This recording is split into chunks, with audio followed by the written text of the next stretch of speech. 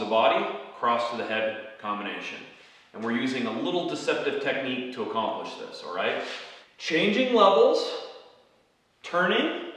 This is happening more or less all at the same time. Changing levels, turning, shoulder protecting my face, left hand protecting the other side of my face, retract. This is what I do not want to see. What am I doing here? Leaving myself completely open. Watch this. And at the same time, my opponent counters over the top with a left hook, right hand, whatever. Generally, left hook, because this is the side where I'm open, completely open. So I have to change levels. Here. My whole body moving as one. This is the same with the jab. Never throw a jab to the body like this. You might as well not even throw it. Completely open. Okay, good posture.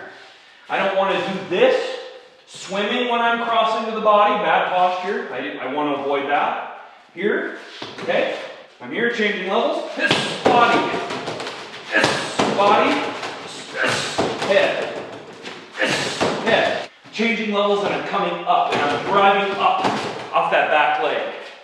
I'm here, very devastating combination. Give this a shot. When you're using this in sparring, you'll see that this works most of the time. Again, with everything.